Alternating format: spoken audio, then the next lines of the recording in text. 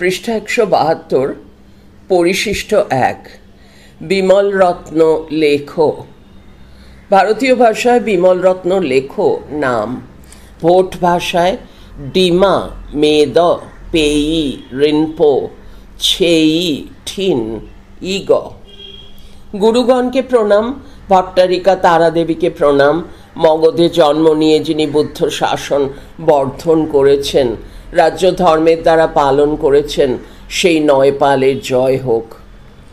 ১ পূর্বে আপনি দান করেছেন, দশপুণ্য পালন করেছেন, ক্ষমা বীর্য ও ধ্যান ইত্যাদি গুণে হে দেব আপনি সম্পন্ন প্রাপ্ত হয়েছেন। ২ গুরুগণের আদেশ শিরে ধারণ করবেন, সূত্র তন্ত্র শাস্ত্র সমূহ অনুসরণ করবেন, এতে আত্মপর উভয়েরই কল্যাণ হবে। ৩ দ্বিধা সন্দেহ পরিহার করে সিদ্ধি লাভের জন্য বিশেষভাবে সচেষ্ট হবেন।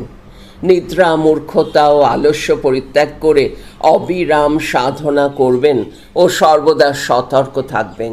৪ সর্বদা স্মরণ জ্ঞান ও যত্ন দ্বারা ইন্দ্রিয়ের দ্বারগুলি সর্বভাবে প্রহরা দেবেন। দিবারাত্র বারবার মনের গতি পরীক্ষা করবেন। ৫ নিজের দোষ সম্পর্কে চক্ষুষ্মানের মতো ব্যবহার করুন, কিন্তু অন্যের দোষ সম্পর্কে অন্ধ হবেন। ঔদ্ধত্য ও অহংকার পরিত্যাগ করে সর্বদা শূন্যতা ধ্যান করবেন। ৬ অন্যের দোষ সন্ধান করবেন না, আত্মদোষ প্রচার করবেন। অন্যের গুণ প্রচার করবেন, নিজের গুণ গোপন রাখবেন।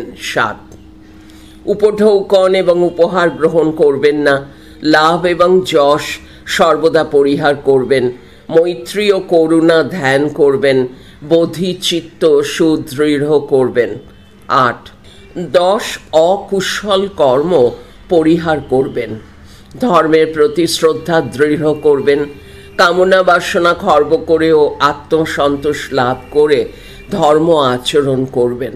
৯ ক্রোধ ও অহমিকা বর্জন করুন। চিত্তকে নম্র করুন। অসার জীবন ত্যাগ করে ধর্মের জীবন যাপন করুন। ১০ সাংসারিক সকল বিষয় ত্যাগ করে আর্য ধনে ধনী হন। কোলাহলপূর্ণ আমোদ প্রমোদের স্থান ত্যাগ করে নির্জন স্থানে বাস করবেন। ১১ বাক্যবাগীশ হবেন না, জিহ্বাকে সংযত রাখবেন। গুরু ও আচার্যের সান্নিধ্যে এলে শ্রদ্ধা ভরে তাঁদের সেবা করবেন। ১২ যারা ধর্মাচরণ করেন তারা বিশিষ্ট ব্যক্তি, প্রাথমিক শিক্ষার্থী কিংবা অতি সাধারণ মানুষ, যে কেউ হন না কেন তাঁদের গুরু বলে শ্রদ্ধা করবেন। ১৩ পৃষ্ঠা ১৭৩ সর্বপ্রাণীকে ক্লেশ পীড়িত দেখে নিজের মধ্যে বোধি চিত্ত উৎপাদন করবেন। জনক জননী সন্তানের প্রতি যে মনোভাব পোষণ করেন, সকলের প্রতি সেই ব্যবহারই করবেন। ১৪ সংসারের সকল কর্ম ত্যাগ করে নিত্য সমাধি ধ্যান করুন। পাপাচারী বন্ধুকে পরিহার করে কল্যাণ মিত্রকে অনুসরণ করুন। ১৫ যে ভিক্ষুরা শীল লঙ্ঘন করে, ধর্মে যাদের মতি নেই, যারা পাপে প্রবৃত্ত, এমন ব্যক্তিদের প্রতিও উদাসীন হবেন না। ১৬ যারা আচার্য প্রভৃতির প্রতি শ্রদ্ধাশীল নয়, যারা অকৃতজ্ঞ, যারা কেবল ঐহিক জীবনের কথাই ভাবে, যারা ভক্তি জানে না, সেই পাপাচারী সঙ্গীদের সান্নিধ্যে ৩ দিনের বেশি থাকবেন না। ১৭ ও ১৮ ক্রোধ ও অসন্তোষের স্থান পরিহার করবেন। যেখানে পরম সুখ সেখানেই যাবেন। যাদের প্রতি আপনার আসক্তি আছে তাদের ত্যাগ করে নিরাসক্ত হয়ে বাস করবেন। ১৯ আসক্তি দ্বারা কোনো কল্যাণ সাধিত হয় না, বরং মোক্ষই ব্যাহত হয়। সর্বদা কল্যাণ মিত্রের সঙ্গে থাকবেন। ২০ প্রথমে যে কাজ শুরু করবেন সেই কাজটিই আগে সম্পন্ন করবেন এবং সর্বদা গুরুকে স্মরণ করে সূত্রাদি পাঠ করে এই কাজ করবেন, না হলে কিছুই সিদ্ধ হবে না। ২১ পাপের প্রায়শ্চিত্ত করবেন, পুণ্যের জন্য সযত্ন হবেন। এমনকি সাংসারিক বিষয়ে যখন নিযুক্ত থাকবেন তখনও চিত্তকে নিরাসক্ত রাখবেন। ২২ চিত্ত অহংকারে স্ফীত হলে সেই অহমিকা দমন করবেন। চিত্ত অমনোযোগী হলে তখনই গুরুর উপদেশ স্মরণ করবেন। 23, চিত্তে নির্বেদ লালন করবেন। প্রজ্ঞা পারমিতা স্মরণ করে আপনার কর্মসমূহকে অচঞ্চল রাখবেন। 24, বস্তুর প্রতি অনুরাগ ও বিরাগকে মায়া প্রপঞ্চ বলে জানবেন। অপ্রিয় শব্দসমূহকে প্রতিধ্বনি বলে জ্ঞান করবেন।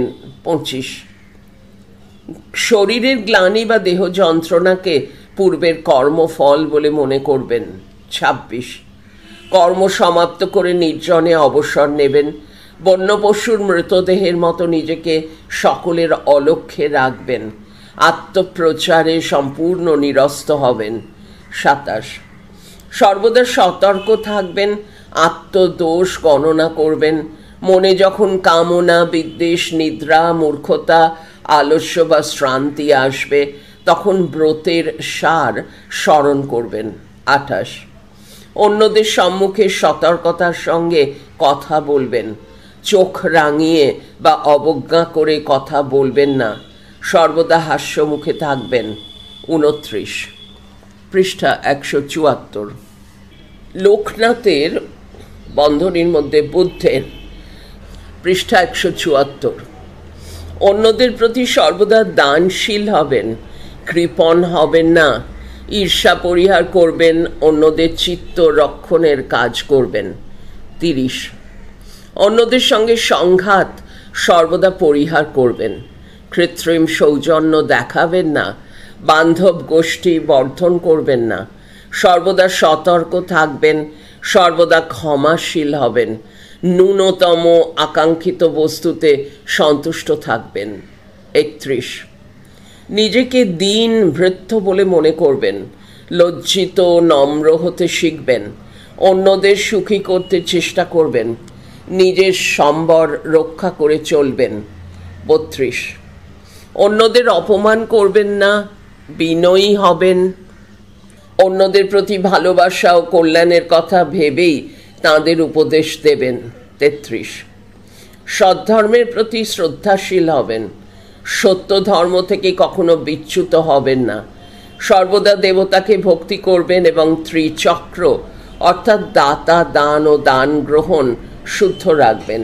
34, বিশ্বজনীন করুণায় নিজেকে অভিসিঞ্চিত করুন। প্রতিদিন ও রাত্রে 3 বার করে সপ্ত পূজা সমাপনের খ্যাতি লাভ করুন। ত্রিস্কন্ধকে প্রত্যক্ষ উপলব্ধি করুন। 35, সর্বজীবের দুর্গতি নিবারণের জন্য কাজ করবেন। আপনার প্রণিধান বিস্তৃত করে সম্যক সম্বোধি লাভের জন্য প্রার্থনা করবেন। মহাবোধি লাভই সর্বকর্মের লক্ষ্য করুন। 36, সম্বর গ্রহণ করে তা পূর্ণ করবার জন্য যত্নবান হবেন। এইভাবে আপনি বর্গদ্বয় অর্থাৎ জ্ঞান বর্গ ও পুণ্য বর্গ পূর্ণ করে অর্থাৎ ক্লেশ আবরণ ও জ্ঞেয় আবরণ মুক্ত হতে পারবেন। 37, নির্বাণের প্রতি লক্ষ্য রেখে আপনার মানব জীবন সার্থক করুন।